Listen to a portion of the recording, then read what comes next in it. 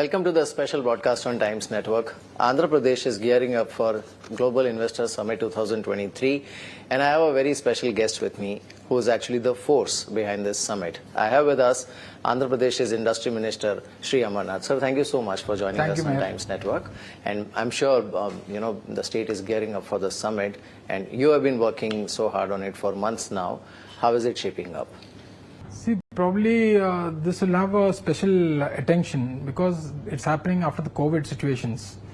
After Y.S. Jagan Garu came into power in 2019, we thought of hosting a global investment summit probably in 2020. But that couldn't happen because of the COVID. 2020 we had COVID, 2021 we had COVID.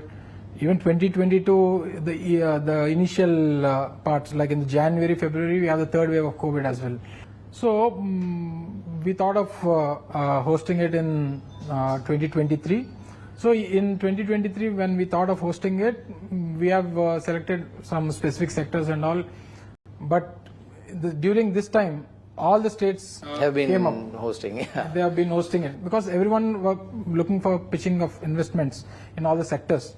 So probably we thought this was a good time to host the Global Investment Summit. It's gearing up good. It's all arrangements in place. Mostly by tomorrow, we'll be all set for the event. Right. Now, obviously, the state has been working on the new industrial policy also. And, we all know the ranking of Andhra in the ease of doing business and how investor and industry friendly the state is. So, what are the key areas that you are focusing on in the new industrial policy? See, the old industrial policy was between 2020 and this March 31st, 2023. We are coming up with the new 2023-2028 policy. The last policy was only for 3 years period, and the new one is coming up for a period of 5 years. Because any industrial policy, what Chief Minister thought was it should be at least a period of 5 years for the economical situations or any other industry coming up. If you have any policy every 2 years or 3 years, it doesn't look good. And probably the policy which is coming after the COVID situations, where all the states are concentrating on investments. But we have our own personal strengths, so we should look at the state finances, resources also, because we can't only give incentives or some other special packages or special incentives or something like that, which is beyond our hands or the state's revenue. So what Chief Minister's thought process is, what resources we have, what kind of investments we can bring in. It's totally a basic discussion was the major industrial development or the growth that has to happen in the state is only because of the revenue generation to the state. And the other hand, it's the employment generation. So we took two special cases. One with big industrial investments coming in, and the second one is the employment coming in. So if anybody comes with a minimum of 2,000 employment, we have a special case of incentives. In some cases, when where the technology has totally transformed, where we have sophisticated machinery coming down, where the manpower is coming down. So we don't need for the new industries coming down. We don't have machinery which has to be operated by a person. So the sophisticated technologies came. You can use it through the mobile. You can use it through your system, your iPads or something like that. So in some cases where we need more employment. So if a person who comes with an employment of minimum of 2,000, we have a tailor-made incentives. We have special incentives for the MSMEs. We are coming up with special incentives for the SC/ST entrepreneurs who were the backward people, and the region-wise. We are looking at a policy where we have 3 different regions in Andhra Pradesh, where we call the North Coastal Andhra, the Coastal Andhra, and the Rayalaseema. So we have different resources in each of the part of the state. So basing on those resources and basing on the situation of the social growth of the people and all, we are making a conducive policy where it will bring employment as well as investment to the state of Andhra Pradesh. Right. Obviously, there are some core sectors on which state is focusing, and Andhra excels in few sectors. Now, not only from summit point of view, but even from growth perspective, which are the key sectors which can turn out to be game changers for the state? Basically, when we thought of conducting the Global Investment Summit, Chief Minister's directions was focus on only those sectors where we can pitch in investment, or what resources we have, or where an investor can come down, see, oh, we have these resources in the state, we have these facilities, these infrastructure facilities we have in the state. And basing on these aspects, we have identified 14 sectors. The major one is the aerospace and the defense sector, where now all the states are looking at, because we have huge investments in the aerospace and the defense sector. We are close to Chennai, we are close to Bangalore, where the aerospace, this thing is happening more of in Bangalore. So we have a cluster in Anantapur where we can pitch in aerospace and defense sectors. In Kurnool, we have a wide land spread where we can pitch in this aerospace industrial activity. And we have the agriculture and the food processing sector, where we call the rice bowl of the country, Andhra Pradesh. We have papaya, major producer of papaya. We are the major producer of cocoa. We are major producer of pineapple, mango pulp. So we are strong in different sectors. Anyways, in the wheat and all, we are always a leading one of the state in the country. So agriculture and food processing, aerospace and defense, health and medical equipment. We one of the only medtech zone where we manufacture the medical equipment. Only state in the country to have this AMTZ is Andhra Pradesh. And we are the one who supplied these ventilators during peak COVID times. We almost supplied 1 lakh ventilators during the COVID period from Visakhapatnam, from the AMTZ. From the medical equipment, we go to pharmaceuticals and the pharma sector. We have infrastructure where we are building up new ports, and where we can create industrial, port-led industrial development. We have hospitality and tourism. Could have seen Visakhapatnam or some other places in the state where we have Gandikota, which is like a Grand Canyon. So in tourism and hospitality, we have education and skilling. So we have selected almost handlooms and textiles, which is a major employment creator in the state, and we have skilled manpower as well. We have 70%, almost 70% of working age group in the state. So these are the 14 sectors we are focusing at, where we can pitch in the major investment, and the major one is the renewable energy. Renewable energy is the for renewable energy, Andhra Pradesh would be the major hub in the country, because we have that geographical advantages for the solar, for the wind, for the new pump storage. We have the world's biggest, we have integrated renewable energy project, where you have solar, wind, and as well as the pump storage of almost 5.2 gigawatts in Kurnool, which in the last year, May, Honorable Chief Minister has laid the foundation. So renewable energy is the major sector we would be focusing at for the investment in the coming GIS. Right. So also, I think because there is so much focus on, making things in India and making for the world, apart from for the Indian consumption. Obviously, electronics is one segment where each state is trying to excel. You have a natural advantage because one is being one of the longest coastline, the ports which are here, and the global connect that you have, besides state being gateway to Southeast Asia. So what is your expectation from this sector? See, electronics, we are I think we are the only state with 4 electronic manufacturing clusters. We have 2 in Tirupati, 1 in Sri City, and 1 in Kopati, which is the home district of the Honorable Chief Minister. We have 4 EMCs where the major companies like TCL, who makes the displays for the TVs. Yeah. In the electronic sector, we have the CC cameras manufacturing unit in Tirupati, the CP Plus, where we have the major leading CC camera manufacturer. And we are the ones who manufacture these wearables and durables for hearables for all the major companies like Samsung, Apple, Xiaomi. We have some other major brands. So we have Sona Opotec, where we manufacture the mobile cameras. Mobile cameras are being manufactured in Tirupati. We have these the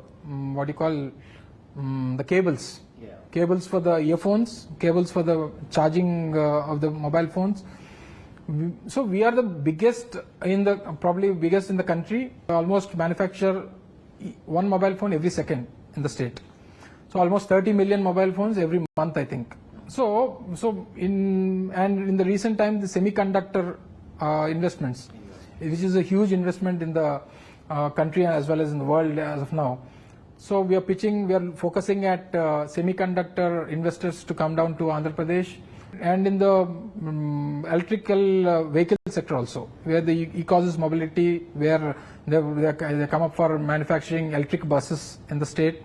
So they are setting up a plant in Koparthi in Kadapa district. So we have the TCL, which is one of the largest in China, the TCL plant with almost 2,000 crores they have invested, and recently CM has inaugurated the plant. Foxlinks is there, Dixon. So you have different kinds of electronic manufacturing sectors in the state as already in place. And we have these ACs, Panasonic, Blue Star, CP Plus, as I've said, in the CC camera sector. So in Sri City we have the electronic manufacturing clusters, Tirupati we have, in Koparthi. So probably we'll be the gateway to the Southeast Asia, either to Singapore, Thailand, Japan, Korea, China, anywhere probably on the eastern part of the country of India. Probably Andhra Pradesh would be the gateway for these business activities. That reminds me about the exports, because we have seen that Andhra has been consistently witnessing, rapid increase in the exports compared to rest of the country, or if you look at the average. Now, how do we sustain this? See, it depends on the environment created by the government and the support created by the government, support given by the government, and as well as the industrial activity that is being done in all the different districts of the state. See, Andhra Pradesh is probably, if you take Telangana, the major exports would be IT. Correct.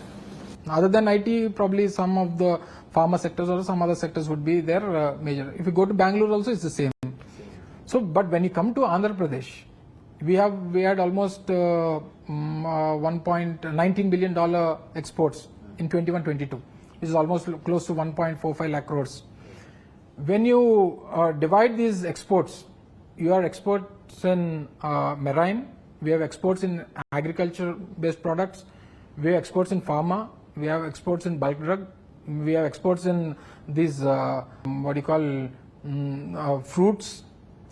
So we have exports in IT as well. Probably it might be a smaller amount, but we are a part of, it's also a part of the export this thing.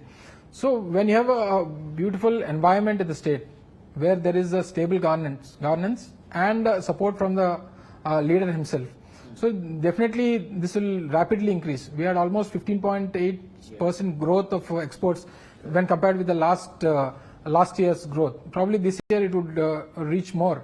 So these activities, these support given by the government, by the leader, and from the people surrounding, or the industries surrounded by different people. So these would be a major support to sustain this export growth in the state. Right. So also, I think what is very important is, like you rightly said, focusing on employment. Now, I understand that the state has already approved investments to the tune of almost 2 lakh crores in last 3.5 years. It will obviously have impact on investments, on employment. And then the investor summit would generate, lakhs of investment.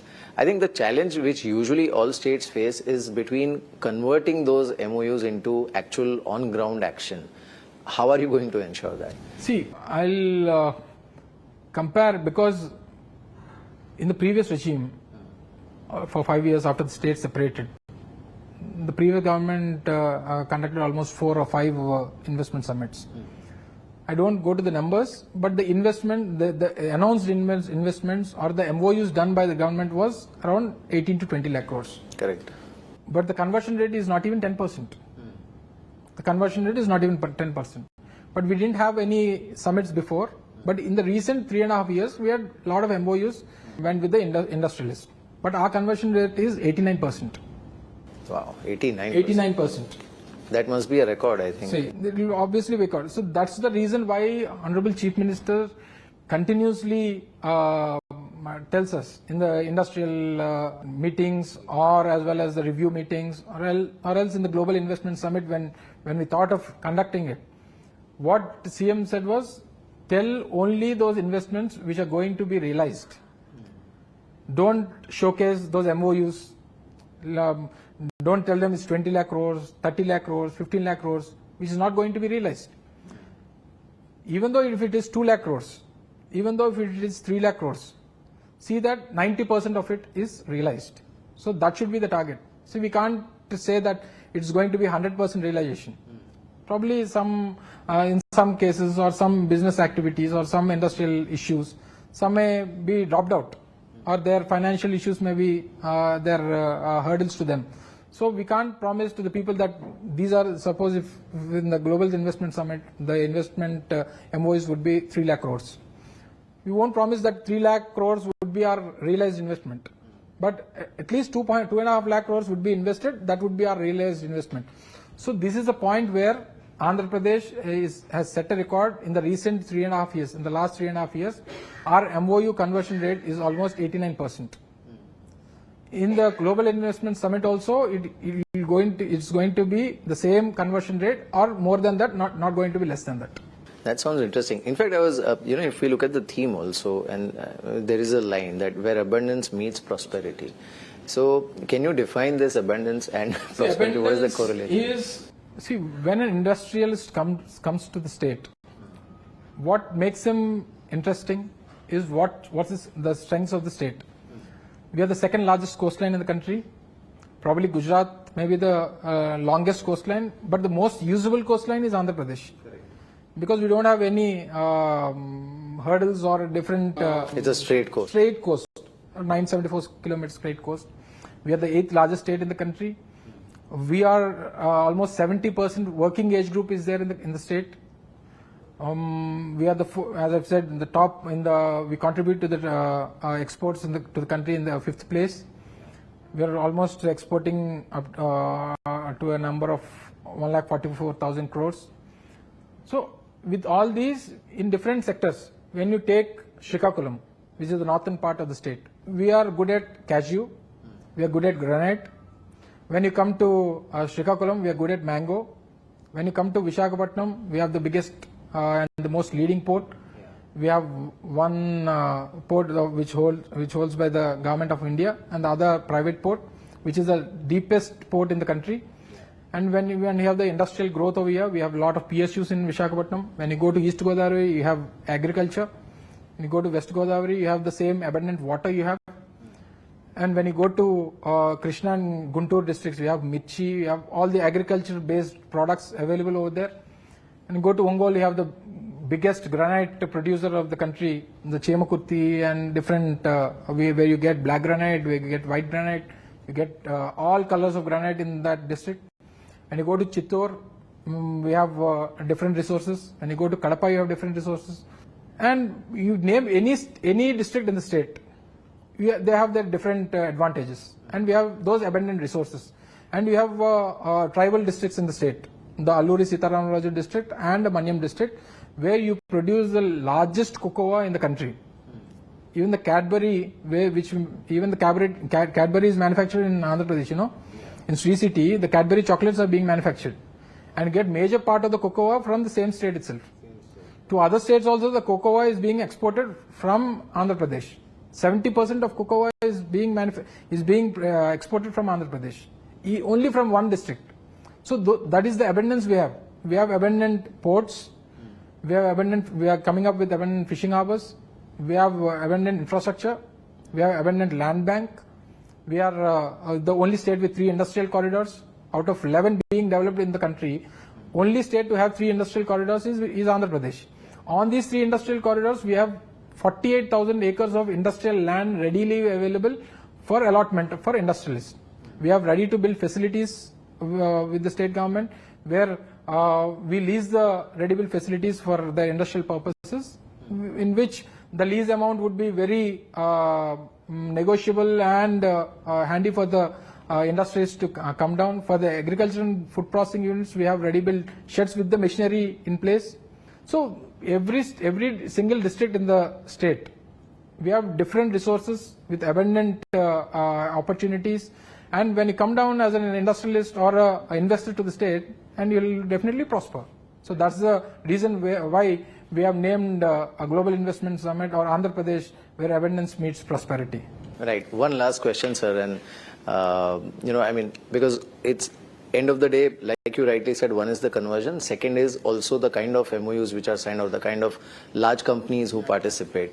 So what is your expectation from that point? See, our target by the CM was 2 lakh crores, the initial target.